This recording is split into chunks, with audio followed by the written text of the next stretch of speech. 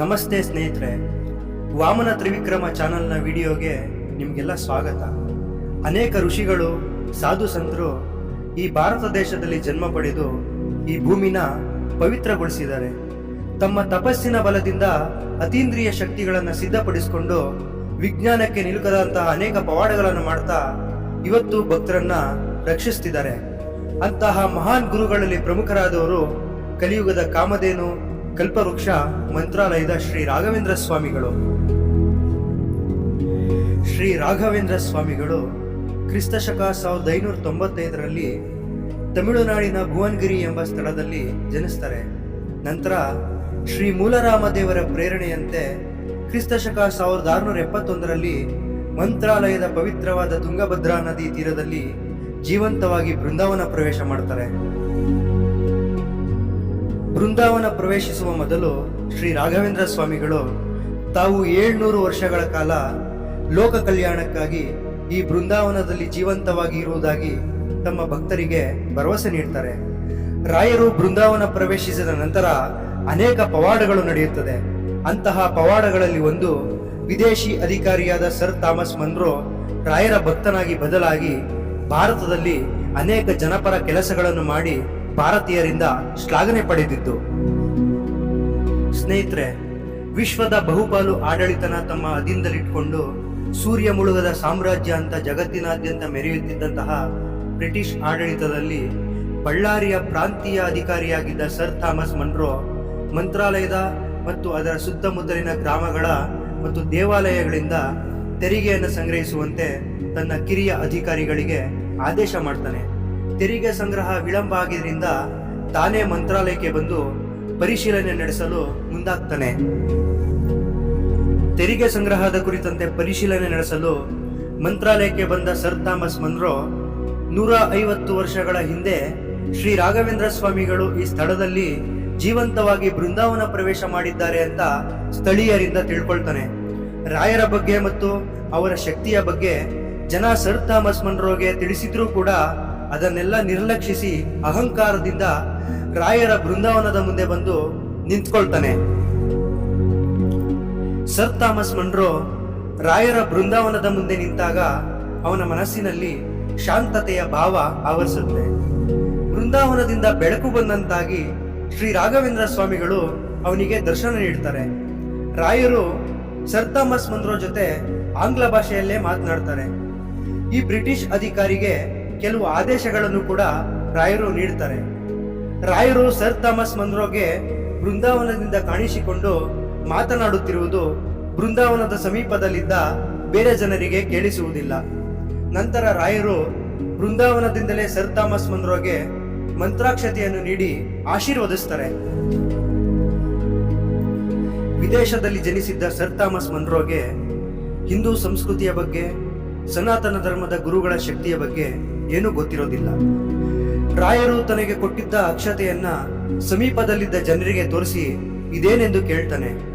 ಆಗ ಬೃಂದಾವನದ ಸಮೀಪ ನೆರೆದಿದ್ದಂತಹ ಶ್ರೀ ರಾಯರ ಭಕ್ತರು ಮಂತ್ರಾಕ್ಷತೆಯ ಮಹತ್ವವನ್ನ ಮತ್ತು ರಾಘವೇಂದ್ರ ಸ್ವಾಮಿಗಳ ಶಕ್ತಿಯನ್ನ ಅವನಿಗೆ ತಿಳಿಸಿ ಹೇಳ್ತಾರೆ.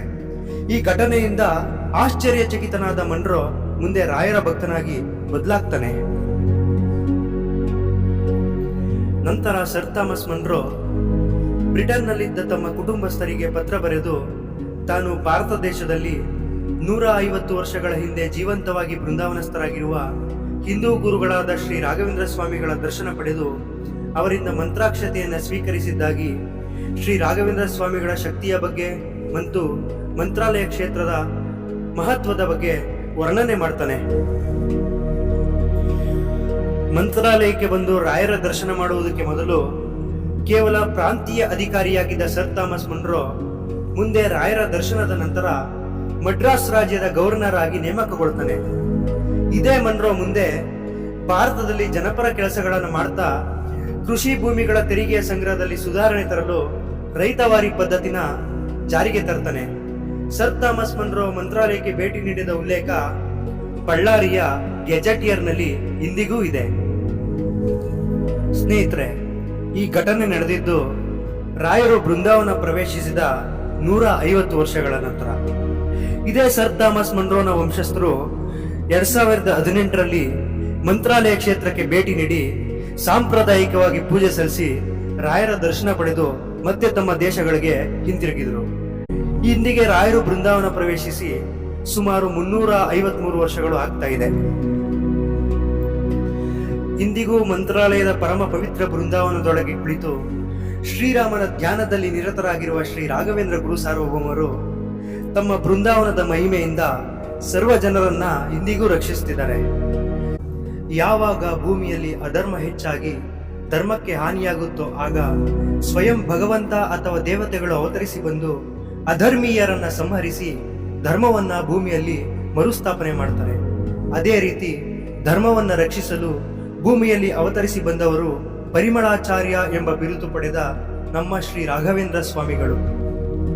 ಬ್ರಹ್ಮಲೋಕದಲ್ಲಿದ್ದ ಶಂಕುಕರ್ಣ ಎಂಬ ದೇವತೆ ಸಜ್ಜನರನ್ನ ರಕ್ಷಿಸಲು ಜಗತ್ತಿನಲ್ಲಿ ವಿಷ್ಣು ಸರ್ವೋತ್ತಮ ಎಂಬ ತತ್ವವನ್ನು ಪ್ರತಿಪಾದಿಸಲು ಭೂಮಿಯಲ್ಲಿ 4 ರೂಪಗಳಿಂದ ಅವತರಿಸಿ ಬಂದರು. ಆ ಶಂಕುಕರ್ಣನ ಮೊದಲನೆಯ ಅವತಾರವೇ ಶ್ರೀ ಪ್ರಹ್ಲಾದರಾಜರು, ಎರಡನೆಯ ಅವತಾರ ಶ್ರೀ ಭಾಲ್ಯಕರಾಜರು, ಮೂರನೆಯ ಅವತಾರ ಶ್ರೀ ವ್ಯಾಸರಾಜರು ಮತ್ತು 4ನೆಯ ಅವತಾರ ಶ್ರೀ ರಾಘವೇಂದ್ರ ಸ್ವಾಮಿಗಳು. ಬ್ರಹ್ಮಲೋಕದಲ್ಲಿ ಬ್ರಹ್ಮದೇವರು ಪ್ರತಿದಿನವೂ ಸರ್ವೋತ್ತಮನಾದ ಮಹಾವಿಷ್ಣುವಿನ ಪೂಜೆಯನ್ನು ಮಾಡುತ್ತಿದ್ದರು. ವಿಷ್ಣುವನ್ನು ಪೂಜಿಸಲು ಬೇಕಾದ ದೇವಲೋಕದ ಹೂ ತುಳಸಿಗಳನ್ನು ಬ್ರಹ್ಮದೇವನಿಗೆ ಪ್ರತಿದಿನವೂ ತಂದುಕೊಡುವುದು ಶ್ರೀ ಶಂಕುಕರ್ಣನ ಕೆಲಸವಾಗಿತ್ತು. ಒಂದು ದಿನ ಅಚಾತುರ್ಯದಿಂದ ಶಂಕುಕರ್ಣ ಹೂ ತುಳಸಿಗಳನ್ನ ತಡವಾಗಿ ತಂದ. ಇದರಿಂದ ಬ್ರಹ್ಮದೇವರು ಮಾಡುತ್ತಿದ್ದ ವಿಷ್ಣುವಿನ ಪೂಜೆಗೆ ಭಂಗವಾಯಿತು. ದೇವರ ಪೂಜೆಗೆ ಭಂಗ ತಂದ ಶಂಕುಕರ್ಣನಿಗೆ ನೀನು ಭೂಮಿಯಲ್ಲಿ ರಾಕ್ಷಸ ಕುಲದಲ್ಲಿ ಜನಿಸು ಎಂದು ಬ್ರಹ್ಮದೇವರು ಶಾಪ ನೀಡಿದರು. ನಂತರ ಶಂಕುಕರ್ಣನಿಗೆ ತನ್ನ ತಪ್ಪಿನ ಅರಿವಾಗಿ ಬ್ರಹ್ಮದೇವರ ಬಳಿ ಕ್ಷಮೆ ಕೇಳುತ್ತಾನೆ. ವಿಷ್ಣು ಭಕ್ತನಾದ ನಾನು ವಿಷ್ಣು ದ್ವೇಷಿಗಳಾದ ರಾಕ್ಷಸ ಕುಲದಲ್ಲಿ ಜನಿಸುವಂತೆ ನೀಡಿದ ಶಾಪವನ್ನು ಹಿಂತೆಗೆದುಕೊಳ್ಳುವಂತೆ ಬ್ರಹ್ಮದೇವರ ಬಳಿ ಬೇಡುತ್ತಾನೆ. ಆಗ ಬ್ರಹ್ಮದೇವರು ಈ ಜಗತ್ತಿನಲ್ಲಿ ನಡೆಯುವ ಎಲ್ಲಾ ಘಟನೆಗಳು ಶ್ರೀಮನ್ನಾರಾಯಣನ ಆಜ್ಞೆಯಿಂದಲೇ ನಡೆಯುತ್ತವೆ.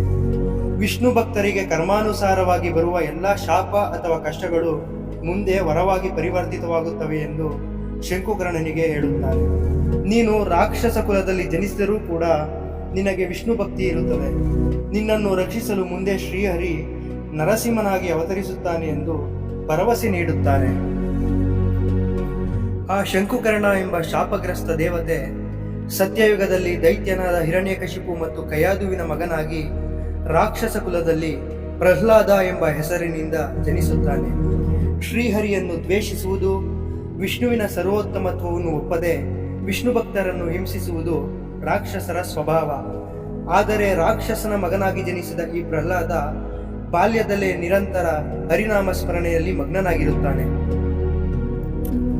ವಿಷ್ಣು ದ್ವೇಷ ಮಾಡುವ ತನ್ನ ಕುಲದಲ್ಲಿ ವಿಷ್ಣು ಭಕ್ತನಾದ ಪ್ರಹ್ಲಾದ ಜನಿಸಿರುವುದರಿಂದ ಕೋಪಗೊಂಡ ತಂದೆ ಹಿರಣ್ಯಕಶಿಪು ಪ್ರಹ್ಲಾದನಿಗೆ ವಿಷ್ಣುವನ್ನು ಬಿಟ್ಟು ನನ್ನನ್ನೇ ದೇವರೆಂದು ಸರ್ವೋತ್ತಮನೆಂದು ಪೂಜಿಸುವಂತೆ ಆದೇಶ ಮಾಡುತ್ತಾನೆ.